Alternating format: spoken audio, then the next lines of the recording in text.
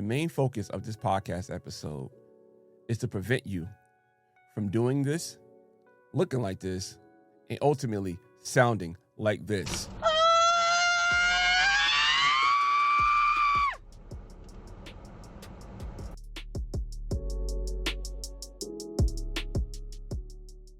What's going on, y'all, man? Welcome back to the Broken Traditions Podcast with your host, Leron Gaskins, a.k.a. Big Ellie. They call me Big Ellie. On this podcast, we like to discuss the overconsumption of cell phones, digital devices, how we're addicted to these things, and how these things are how we so drawn to these things, like a moth to a fire. How we so drawn to these things, and how to break away from it, how to break away from being so attached to these devices. You guys like that kind of content? You guys need help with that kind of stuff as well? Download my free workbook, the digital release. You see it behind me. If you're watching this on YouTube or Spotify or Patreon, or if you're listening to this, I have a free workbook, right? Called the digital release. It helps you get back control of your life. It helps you break away from the digital incarceration that a lot of us are locked into, right? Because ironically, a cell phone is called a cell, and I feel like we're locked into these cells. And I want to help you break away from the digital incarceration. So download my free workbook, the digital release, right? So this week's episode, we're going to talk about texting and driving, right? Texting and driving. And the reason why I want to talk about it is because recently, I guess I could say, me driving a pickup truck, I'm set up higher, right? I'm driving a pickup truck. I'm sitting up a little higher, and looking at, people's cars and looking into people's cars just by observing and walking around, driving around the road. And I see a lot of people just texting. A lot of people are on their phones more often than not. And I want to have the conversation. But before we had this conversation, I also want to address something real quick, right? If you guys been rocking with Broken Traditions for quite some time, you guys been checking out the content and seeing what we got going on. And now you may notice something different. We have a new look, right? So I upgraded the studio, right? So hold on, we get a BT bomb for upgrading the studio.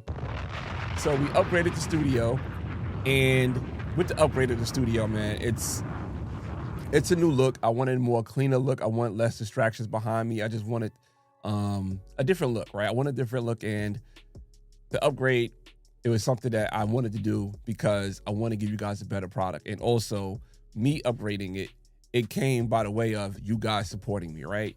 Whether that's from super chats, whether that's from super chats on live streams, whether that's from super chats on videos, whether that's from cash apps, whether that's from you guys becoming members on Patreon, whether that's got you guys becoming members on YouTube, whether that you guys buying merch from brokentraditions.com, buying merch for Windsor Lessons. Whether that is, supporting my affiliates. Whatever you guys doing, man, to support Broken Traditions, I greatly appreciate you guys. And, you guys pouring into me, I want to pour back more into the content. So that is why you see the new setup. So let me know in the comments if you guys are watching this on YouTube, Spotify, Patreon. Let me know how you feel about the new setup compared to the last setup. Should I take these walls down and go back to the last setup? Or should I keep these up? I'm not going to lie. I want to hear your opinion, but your opinion is not going to make that much of a difference because I'm going to keep this setup, right? But let's get back into the to the episode. I just want to give you guys, my appreciation for rocking with Broken Traditions and rocking with Leron Gaskins, a.k.a. Big Ellie. They call me Big Ellie. All right, so the texting while driving, right? Like I said, driving the pickup truck, or I quite often, more often times than not, I'm usually in the truck, right? Like if it's not a pickup truck, it's an SUV, what have you. So more often than not, I'm in the pickup truck or the truck. So you get to kind of look down and in, or you eye level with most drivers. Sometimes not even a pickup truck. I'm driving a box truck, right? So it depends on what I need to drive for work. And you do see a lot of people texting. You see a lot of people on their phones. You just see it a lot, right? And I guess not as recent as me driving the other day. Another recent story of I'm seeing people texting and driving was when my wife and I were in Colombia, right? We went to Colombia. So, I talked about Colombia a lot of times, but my wife and I were in Colombia and we were waiting for my son because my son was coming from New York. We was coming from Atlanta. So waiting for my son. So like, all right, we got some downtime. Let's go do some sightseeing. So we wanted to go to the Montserrat. I think that's how you pronounce it. If I'm pronouncing it wrong, please forgive me. We went to the Montserrat. So it was like this church that is on a mountain that is 10,000 feet high, right? Pretty high mountain. My wife and I, we like to hike, and we was like, oh, we're going to hike this mountain. They would not allow you to hike the mountain at that time. They was like, no, you have to take the trolley up. That's the only way to get up there. So we had to take the trolley up there, and the views are beautiful, right? But on our way to the Montserrat, we had to get an Uber, right? This Uber was hella sketch. First of all, we got into the Uber vehicle. Your man didn't have seatbelts in the back seat. I don't know why he lifted seats up and put the seatbelts under the seat. Like, I don't know why he did that. So I'm like, dog, you got to get the seatbelt up. So we had him pull over on the side of the road and figure out to get the seatbelt out before we got into the Uber. Like, why do you have a Uber with no seatbelts in the back seat? I don't know if it's different rules in Colombia. I don't know seatbelts are looked down upon in Colombia, but why you had no seatbelts? That's the first thing, right? But then the second thing, we're driving, but he's driving. We're in the back seat, Lex is sightseeing and looking at the stuff. This is our first time in Bogota, and I'm just being observant. I'm seeing the Uber driver literally just swiping on his phone with his phone on the window, just swiping, looking at either TikTok, Instagram, or Facebook. And I'm just like, what? I don't know. I was just like, maybe this is a cultural thing here, but why are you on your phone while you got us in the back seat? You just swiping. You looking back, looking forth, looking back, looking forth. I'm going to talk about that a little bit later, but that's what really sparked this conversation, right? And when I used to live in New York, right, I had a business. It was like automotive electronics, right?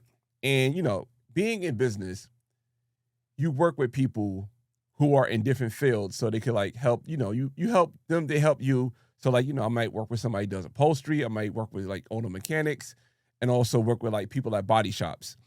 And I remember when New York State outlawed having your phone in your hand, and the people who own body shops or people who worked at body shops were literally upset.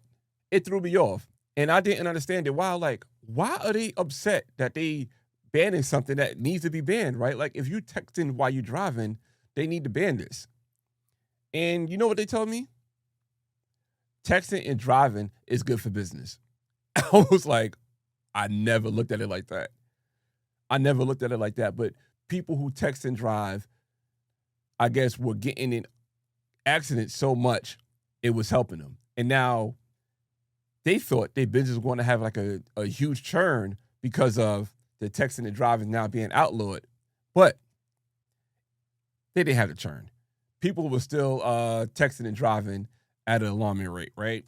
But ever since those conversations and ever since, just seeing this Uber driver in Bogota scrolling and driving and seeing people, looking at their phones left and right. And also, like the clip I showed you in the cold opening about the lady driving her car and, crashing, that does happen. And I also want to share another story with you guys of Liz Marks. We're going to talk about that a little bit later, her story about texting and driving. But ever since those conversations and ever since just looking this up, I now look at my own behaviors while driving. And I did things to place my phone out of sight. I would say this. After I had conversations with body shop owners, right? Auto body shop owners. I don't want to say like body shop like you think I'm talking about BBLs. But having a conversation with auto body shop owners, I start doing things to place my phone out of sight, out of mind, right? And not needing my phone during my drive just to be safe, right? Because, I got my son in the car, just making sure that I'm safe. I'm on the road. I'm very, alert. During that time, I was driving back and forth to Virginia for software development school. So it was a lot I had going on. But I realized the more advanced these phones became, the more addicted / dependent I became to the phone. And it became a distraction. So, me working in, I guess, automotive electronics, I was able to wire up my phone, maybe it's like to the armrest, so it could stay charged, so I could hear everything. And, I wasn't using the phone as a map at the time, right? I had like a in-dash navigation. But then, like, when the phones became the map, I'm like, oh, maybe I could wire it right here so I could just kind of look at it right here. But me having it right there, looking at it, and the phone becoming more and more addicted, more and more, I'm more dependent on the phone. I was like, all right, I'm noticing the pattern that I keep looking at it, right? And I'll talk about this on another podcast episode, how we use our phone for entertainment, for everything, right? Like, the phone basically replaced everything that was in the living room. And we use the phone for entertainment while driving, whether that's music, podcasts, and, in some cases, it's videos, right? In some cases, it's social media, like I talked about the Uber driver in Bogota. It became our source of navigation. And as always, it was a device that we could be used to communicate with others. The safe route was verbal communication, and the dangerous route was texting each other. So texting while driving was an issue. But when phones started to become heavily addicted to by design, we went from texting while driving to full-blown content consumption while driving. TikToks, Instagram Reels, YouTube Shorts, those are the biggest culprits. Those are the biggest things that kept us addicted. Unfortunately, the rise of scrolling behind the wheel also tied to the rise of crashing behind the wheel. In 2023, there were 3,275 people killed in motor crashes involving distracted drivers in the United States. And also, 324,819 people were injured in motor vehicle crashes involving distracted drivers. In 2023, more than 3,000 people died and over 300,000 people were hurt because someone took their eyes off the road and their mind off the wheel. These statistics are certainly underestimated because distracted driving is hard to measure, and we have to have proof to even have this stat. But here's the craziest thing about distracted driving. The danger isn't the phone, it's the dopamine. Dopamine is the brain chemical reaction that rewards us for anything that feels good. We could talk about sex, we could talk about gambling, we could talk about food, and now we could talk about notifications. Every time your phone lights up, your brain gives you a tiny hit of dopamine. That's the same methods that's used in casinos to keep people addicted to slot machines and blackjack tables. Trust me, I know about being addicted to blackjack tables. The problem is dopamine rewards you instantly, while the danger that is in front of you, like, driving, maybe something popping out, that feels distant. And that is very problematic. Shout out to my boy, D Mays, right? Shout out to my boy, Danilius Mays from Mind Games Uncut, right? He had a video I want to share with you guys, how he talked about what he went through going, watching, I guess, social media while driving. Check this out. And I'm gonna tell y'all, man, if we continue to be on social media like we do, like, I used to be on social media so damn bad, I'm driving on my phone on social media. I stopped that. That was crazy. I didn't tell nobody this, but I was on the highway, man, and I almost hit a truck on damn social media. That is insane. That is insane. But shout out to D Mays. Shout out to D Mays of Mind Games Uncut for being that full transparent, right? If you guys want to watch his full live stream, I'll put a link in it into the show notes. But shout out to D Mays for being fully transparent about what almost happened to him while he was driving. And the reason why this happened, or almost happened, I could say, is because our brains care more about the quick reward than the long-term consequences. That's why people say, let me check this real quick.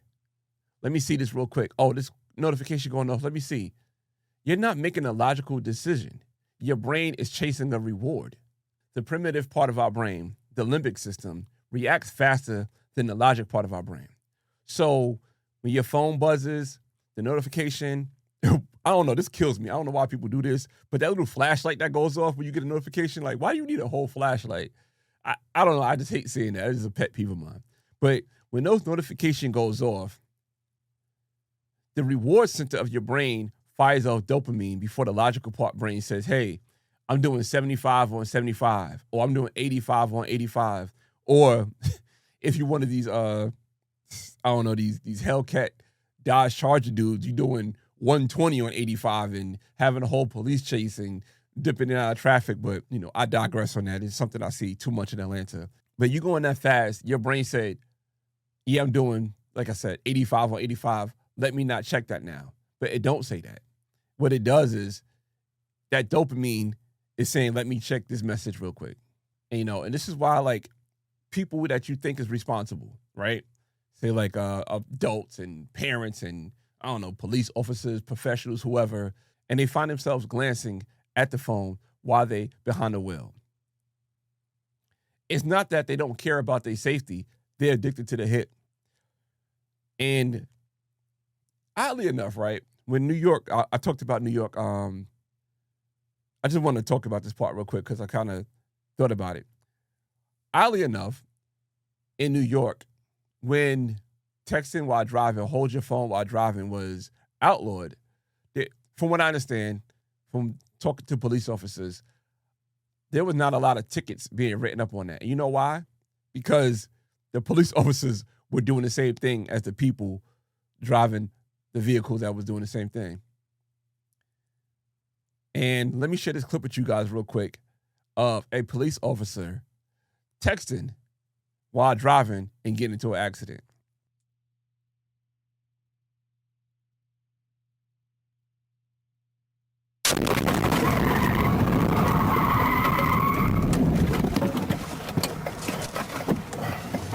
Sync will attempt to call 911. If you wish to cancel the call, please hold the phone button. Let's talk about how phone addiction rewires the brain, because we're not distracted drivers. We're dopamine hungry drivers, right? So phone addiction literally reshape how our brains function. And when you understand that, distracted driving feels like a mistake. It starts looking like a symptom. So let's break down what's really happening, right? So phone addiction shortens our attention spans. Smartphones train our brains to expect stimulation every few seconds. We went from long stretches of focus to scrolling through 5-second TikToks and Instagram reels. So each swipe teach your brain boredom is bad, silence is uncomfortable, stillness is something wrong. And I spoke about that on another podcast episode where there was a test that had people sitting in a room, right? They were sitting in a room and they sit there for 15 minutes with just straight boredom. But if they want a stimulation, they could shock themselves. 25% of the women shocked themselves, 67% of the men shocked themselves. And there was one guy who shocked himself 190 times. Check out my other podcast episode about boredom. I'll talk about that a little more at length. I'll put that in the show notes if you guys want to check that podcast episode out. But when you're driving and nothing is changing, every 5 seconds, your brain starts searching for stimulation. Not because you're irresponsible. It's because your brain retrained to reject being quiet. The road did not get more boring. Our attention span just got more weaker. But then we also could talk about the phantom notifications, right? And phantom notifications is one of the wildest signs of addiction. And let me know in the comments, or if you listening to this on, Spotify, Apple Podcasts, Amazon Podcasts, or what have you, like you listen to this, I guess, the audio part, but not the, the visual part. Let me know if you experienced this, because I know I have. So a phantom notification, right? Let me explain what that is first. It's like you think your phone went off. You thought you heard your text message. You thought you felt your phone vibrate, but the vibration wasn't there. The sound wasn't there. Or you panic to check your phone for no reason. And the crazy thing about the phantom notifications is our brains are predicting a dopamine hit before it even happens. It is the same neurological glitch people experience during drug withdrawals. The brain is firing off signals out of habit, not reality. And our brains are now trained for stimulation. So much so, it started inventing notifications that is not even real. Next, I want to talk about is the compulsive checking behavior. This is where the habit becomes automatic. The average person taps their phone, believe it or not, over 2,600 times a day, right? I did a podcast episode about this too, right? We building a catalog here at Broken Traditions, but I did a podcast episode about this, how the average person pick up their phone 96 times a day. That's once in every 10 minutes. But a person taps on their phone 2,600 times a day. And they're doing that not because they need to, but because their brain rewired the reward loop. So this is the reward loop, right? Reward loop. The cue, you're bored. The craving is dopamine. The response is checking the phone. The reward that you get is that small dopamine hit. And unfortunately, the reinforcement, you do it again. So cue, boredom, craving, dopamine, response, checking the phone, reward, small dopamine hit, reinforcement, do it again. And I honestly don't think a lot of people realize that's what they're doing. And when you're driving, this loop doesn't stop because you're behind a wheel. Your brain doesn't say, hey, I'm doing 85 on 85, let's be safe. I'm doing 75 on 75, let's be safe. Your brain says, it's bored, you're missing something, check your phone. Driving become background noise. This is the scariest part. When you consume digital content for years, your brain get used to being stimulated on demand. Your brain treats driving like background music to your real activity, being on your phone, which is just crazy. Driving with a steady pace, you're just chilling, driving, supposed to be focused, not that much going on, minimal novelty. It feels dull compared to being on your phone. So the crazy part about it, your brain plays drivers in the background like playing music or doing something else. So technically you're present, but mentally you're gone. And that's how people drift into lanes, miss red lights, or react late. The brain is half logged off. This is the gotcha that most people don't know. The dopamine cycle of a smartphone, the addiction, it mirrors gambling, nicotine, alcohol, and even early stages of drug dependency. That's crazy. But why is that though? Because they all operate the same way. Intimate rewards, fast dopamine spikes, quick crashes, desire to repeat. So if you're not addicted to the phone, you're addicted to the uncertainty behind every notification. So you look at it like, damn, did I get a like? Did someone comment? Is this email, text important? Don't be somebody who can have a work phone and a personal phone. You got it times two. This psychological design is identical to pulling a lever on a slot machine. So when we talk about distracted driving, we're not talking about bad decisions. We're talking about a brain that's rewired to chase dopamine, even when our life is on the line. It only takes a second. That is the biggest lie people who are addicted to phone tell themselves. Most people don't think of themselves as dangerous drivers. They think themselves as responsible people who happen to have their phone in their hands for a moment. But we tell ourselves lies to make bad decisions feel reasonable. So I want to now break down the best lies that we tell ourselves, right? I want to call this the greatest hits. The first greatest hit, right? Track number 1, I'm good at multitasking. This myth will outlive us all. Here's the truth. Our brain can't multitask. It task switches. That's the difference.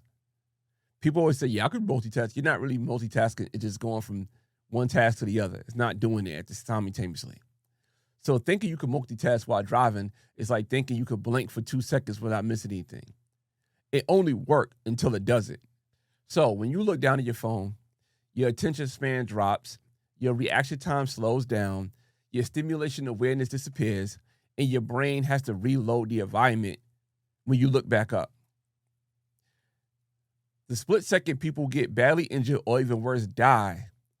The National Safety Council called multitasking while driving a neurological impossibility.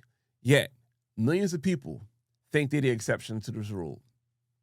They look down like, oh, I'm just changing a song. I'm just, about to load another podcast. pick another video on YouTube. But these small actions have huge risks. And the crazy part about it, right, when it comes to just changing a song or changing another podcast episode or, changing a YouTube video, what have you, we're not just changing the song or we're not just doing something real quick. It's the motion that opens the window to check in one notification, one message, one DM, a few swipes on social media. Changing the song or, something real quick is a gateway distraction. It feels harmless, but it triggers a dopamine loop that we talked about earlier. People probably don't crash because of a song. They crash because of that one swipe turned to 5 seconds of scrolling. Another lie we tell ourselves: I'm at a red light, so it's fine. First, right, I was thinking this was the classic American lie. Being born in America, living in America, my life is in America. But after I saw that the Uber driver in Bogota, Colombia, I think this lie might be global. We think red light is off-duty time, but the brain does not snap into awareness when the light turns green.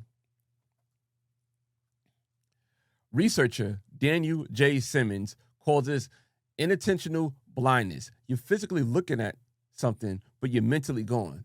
That's why people sit at green lights, strip into crosswalks, or they get rear-ended. Let me know in the comments if you have any one of those. Just thinking that, you at a red light and you there, but your brain is not, I guess the elevator didn't get to the floor yet, right? That's another, I guess, a good analogy. I think that was a good analogy. The elevator did not get to the floor yet. So let me know if you ever had that happen to you in the comments. But checking your phone at a red light, it feels safe until you realize your brain stays on the phone long after the light changes.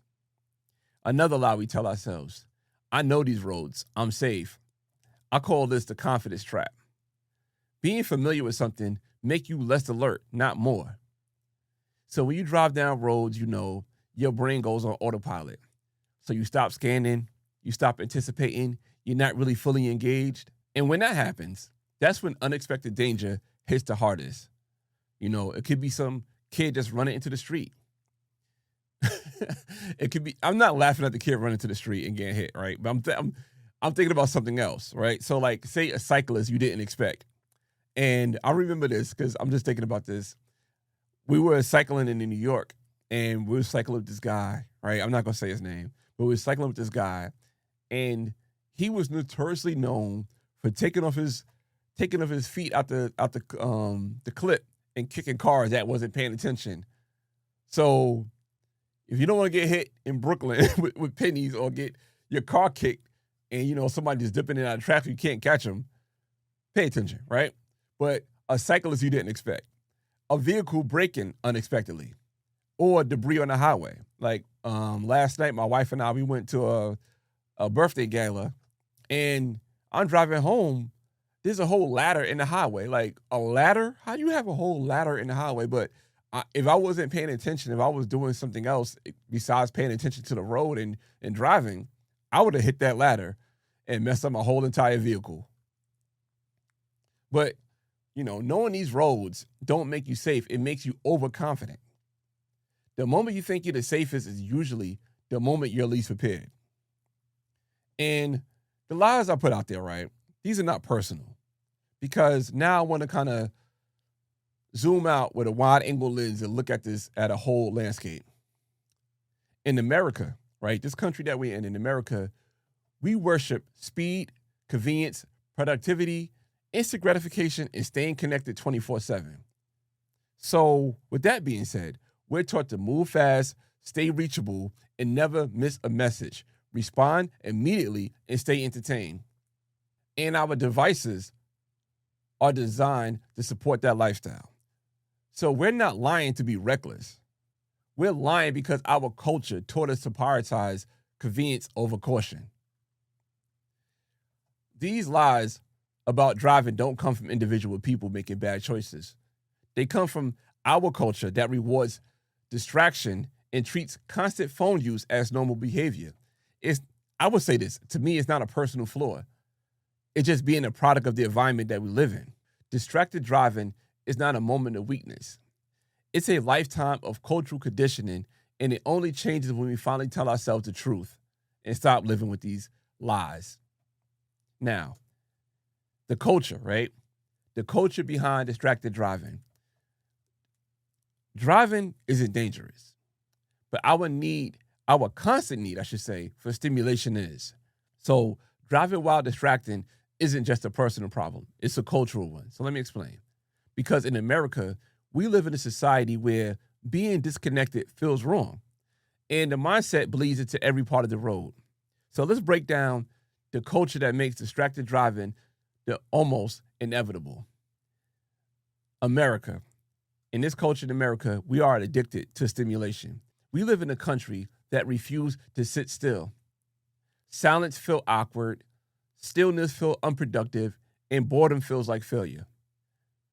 From the moment we wake, the TV's on, the group chats is going off. Like I said, probably those stupid lights notifications going off. I'm about to say something I should have said. The stupid light notifications going off, or your phone is pinging, and the algorithm, right? The algorithm is calling our name. I was guilty of that. I used to wake up and look at the phone just to see what people were saying on, Instagram. That was my drug of choice. But we train ourselves to be entertained at all times. So when we get behind the wheel, the world is slower, quieter, and less stimulating. Our brains start hunting for something to fill the gap. The road did not get less boring. We just got more addicted to stimulation. Also, we live in a culture of instant gratification. This is the heart of it. We want everything fast, now, and immediately. Let's think about this. Amazon delivers in hours. Uber Eats, Grubhub, any food app you could think of, they bring you meals in minutes. And social media gives you feedback on something in seconds. The phone became the device that satisfied all of that on demand. So even when we're driving, the mindset doesn't change. We still think like this. We still think that I need to answer this now. I need to see that notification now. I need to stay connected now. And in our modern culture, we treat every notification like breaking news. Even if it's a personal picture of your slice of pizza you posted in your stories. This right here might sting a little bit, but we're going to talk about it. Before the smartphones, being unreachable was normal. Ironically, Lex and I talked about this the other day at the Beltline. But today, if you're not reachable, it feels like something is wrong, right? And I'm guilty of this, right?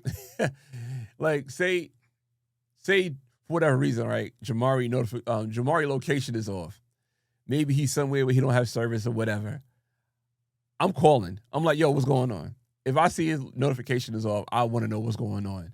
So being unreachable was a normal thing. I didn't grow up like that, but it was a normal thing. But now people being unreachable is abnormal, I should say, right?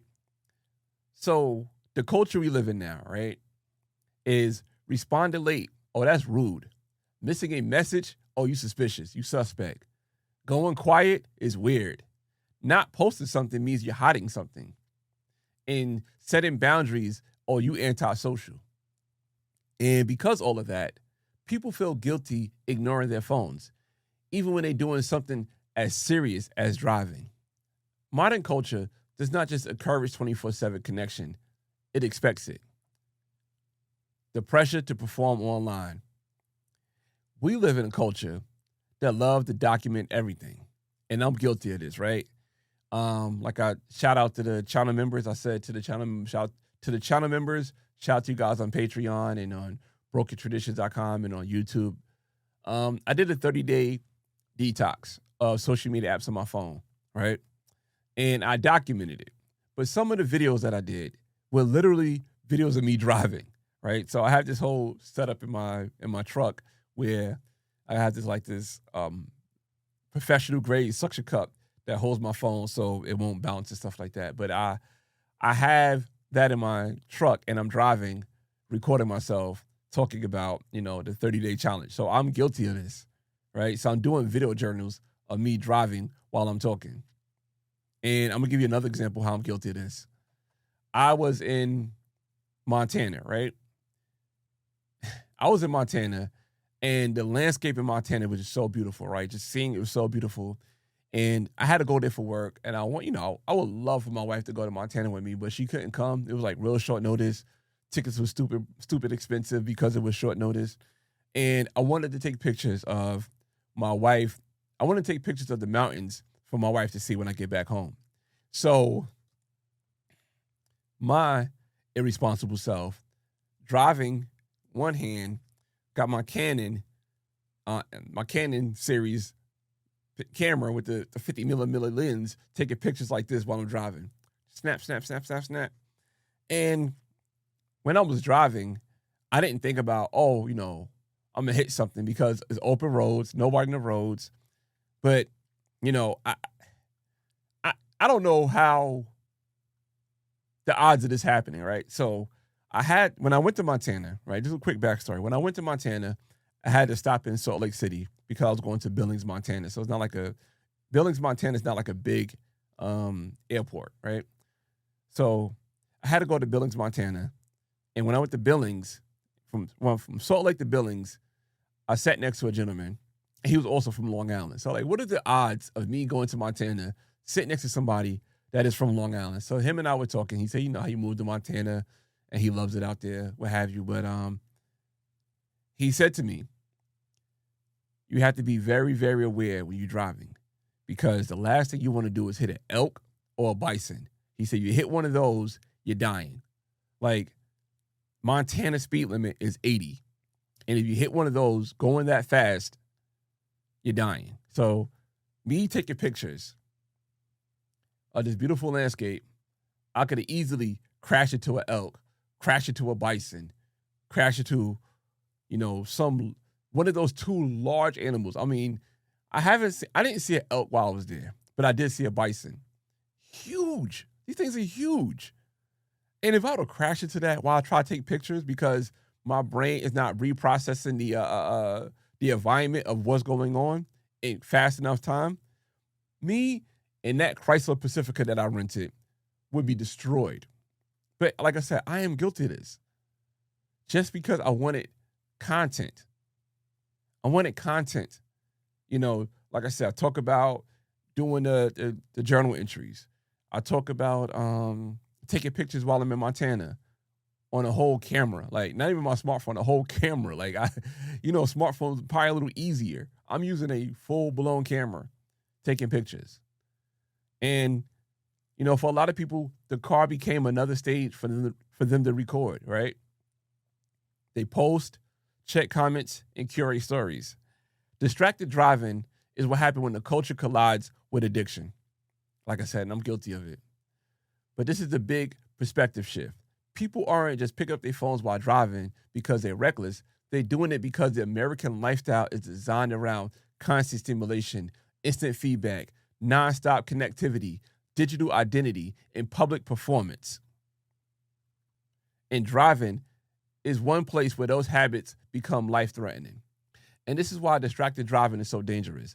It's the intersection of cultural conditioning and technological addiction. You're not fighting temptation behind the wheel. You're fighting the modern culture that told you to never be alone with your thoughts. Until our culture relearns how to disconnect, our roads will always be filled with drivers who are physically present and mentally scrolling. So I started the podcast with a woman texting while driving, and ultimately she crashed into a mailbox and had a scream, right? So I want to share that clip with you guys in its entirety, right? So this clip was a clip that was kind of going viral in a sense, right? So let's pull this clip up real quick. All right, so here we go. Pull this up real quick. So you guys are listening to this on, Apple Podcasts or Amazon Podcasts. If you guys want to see it, I would suggest to go to either Spotify, Patreon, or YouTube so you can see this clip, right? But like I said, this is a lady driving her vehicle, and she rented this vehicle from Turo, right? And shout out to the Turo owner for having a dash camera in the car, and he got evidence of what this lady did. So this clip right here that we also sharing with you guys is multiple angles of this happening, right? So this is the end in-cab camera. That's what it's called, right? The in-cab camera of her driving and texting. And the crazy part about what this camera this guy has, it shows how fast she's going. So right now she's texting and she's going 60 kilometers an hour, right? So that's roughly, say, 40 miles an hour, 35 miles an hour. So now she got 67 kilometers. So she's going at a pretty decent speed while she's both hands off the wheel while she's texting in the vehicle. And now this is the front-facing camera showing her veering off into the street and boom, hitting the mailbox. And that is the scream. That's the scream that we had earlier on the podcast. And this is her veering off and just screaming, right? Like I said, honestly to me, right? I'll be full transparent, and I do think the way it looked and way it sounded was pretty funny, right? Here's another clip, I guess, of the front-facing camera and the in-cab camera. So the road-facing camera and the in-cab camera while she's driving distracted, and how this happened. And she's like, this is crazy. She's going legit fast with both hands off the wheel and crashed into somebody's mailbox. And she knocked their mail out too. Like, I think the post office would also convict her for what she did in that. But yeah, so that's that right there. And I want to now share another video, right? Because, yeah, that's pretty funny. I want to share a video with you guys of something a little more serious. So this is a video I got from the United States Department of Transportation, USDOT. And this is a video of a young lady named Liz Marks. Liz Marks' story is pretty sad. So let's share this story with you guys. Liz Marks' story. I did not think that Liz was connected to her mobile phone. I didn't realize that she loved her phone as much as she did. I use my cell phone every second, every minute, every hour. Like, if I didn't have it, I would freak out because I couldn't connect with my friends. I couldn't connect with anyone. Couldn't connect with social media or anything. If I didn't have my cell phone, I felt lonely. How many people could relate to that? They have their phone all the time. And if they didn't have their phone, they felt lonely. I'm glad that, Liz Marks did this interview. Her and her mom did this interview, because this is a cautionary tale that needs to be amplified. And I'll put a link to this full interview in the show notes so you guys can watch it in its entirety. But let's continue on. I would ask her all the time, Liz, do you text and drive? And she said, no, Mom, I swear I don't. Don't worry, I don't use my phone when I'm behind the wheel. I ignored these warnings about texting while driving because everyone else was doing it, so I thought it was okay. I thought I was invincible, but clearly, I was completely wrong. I was getting ready for work, and then 12 hours later, I'm in ICU staring at my daughter, who's bald, and tubes running in and out of her body, and it's just overwhelming devastation over a stupid text. So they put a text on the screen, so I'm going to read the text for you guys who are listening to this on audio podcast. The text Liz was reading before the accident was from her mom. So her mom sent her a text, and she had to pick up her phone and read the text from her mom. And ultimately, it changed her life. The consequences of my life now after the car accident is the fact that I'm blind in one eye now. I cannot smell. I cannot hear that very good because a bone broke in half and covered my eardrum. I can't create tears because both my tear ducts got damaged, and I can't put my body to sleep naturally. I take medicine and go to sleep. The hardest part about my life after the car accident was the fact that I was alone. Everyone was away at college. I wasn't. I couldn't drive. I couldn't go to college. My friends were there for me at first, but after a while, they weren't. They got tired of me. They got tired of all my problems. Don't text your loved ones when you know they're driving. It can change their lives forever. If you get a text Don't look at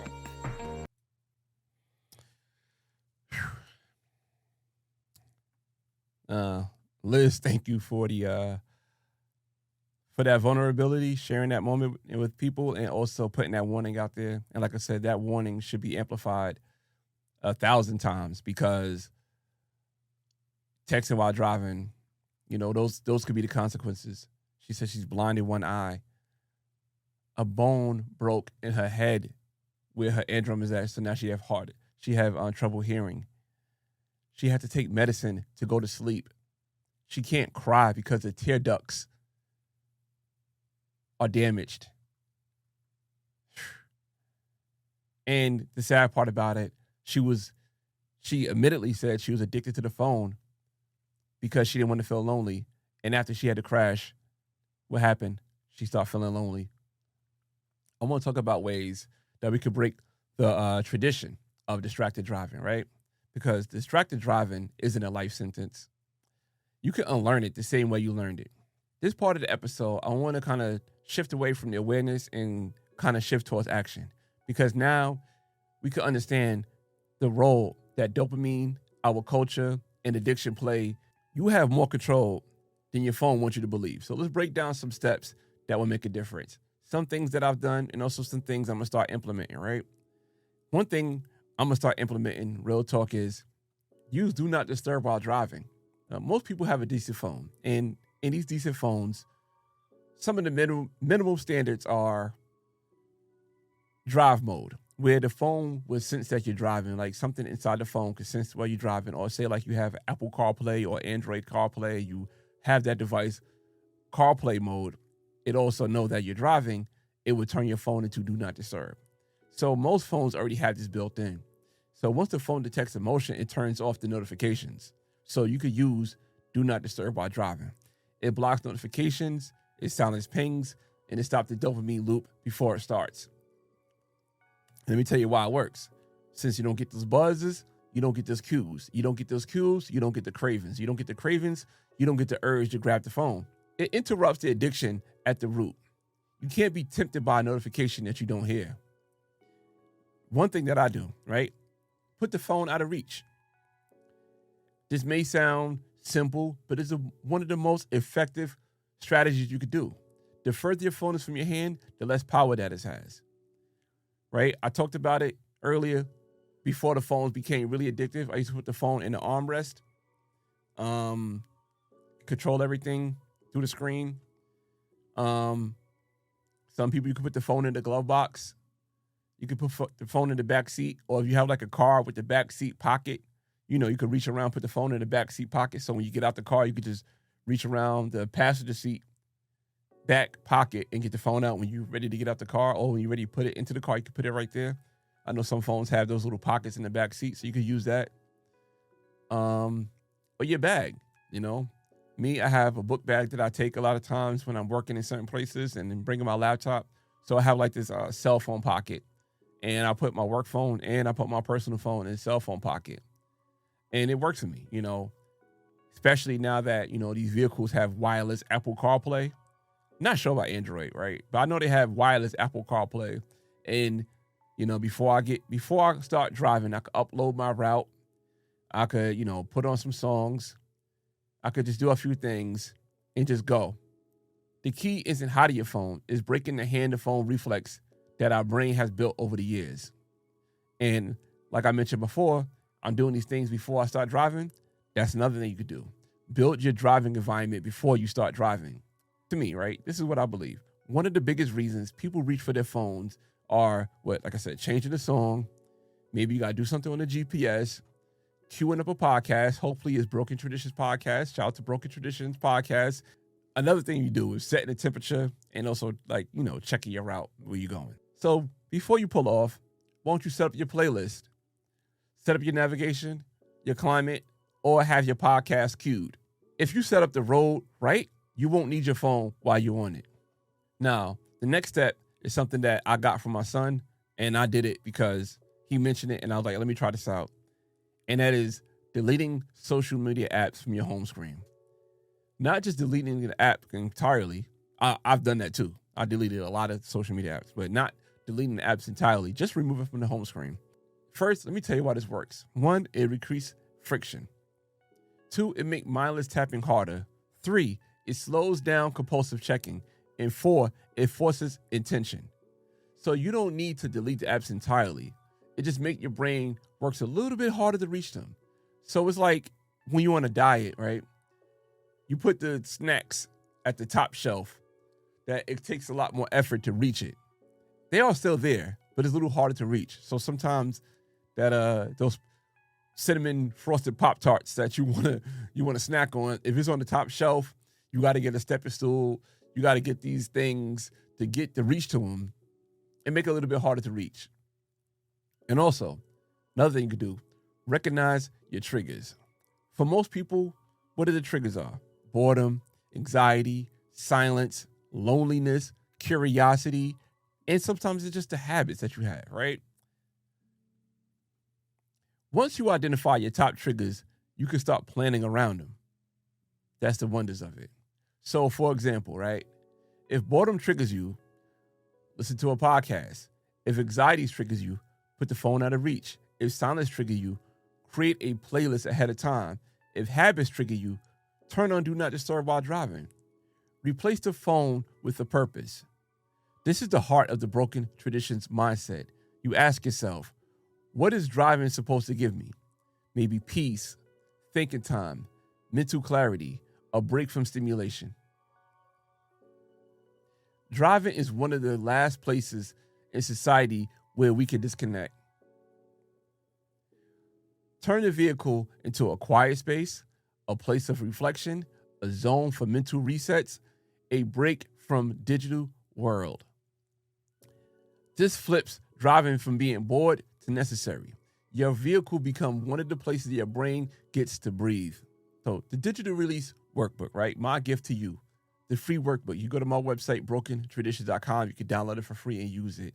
And people who've been using it and reaching out to me and giving me feedback, I greatly appreciate it. You know, this is actually the second iteration of the workbook because somebody gave me feedback and I made some changes to it because the feedback that I got. So if you guys got the workbook, you got some feedback, let me know either in the comments or Leron at brokentraditions.com. But everything that we talked about on this episode, dopamine, overconsumption, compulsive habits, it's addressed in the digital release. The digital release, a 7-day blueprint. Shout out to Jay-Z, shout out to KRS-One.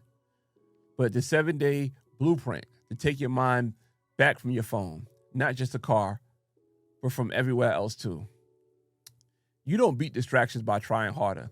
You beat distractions by breaking the digital habits that train your brain to crave stimulations in the first place. Appreciate y'all. Peace.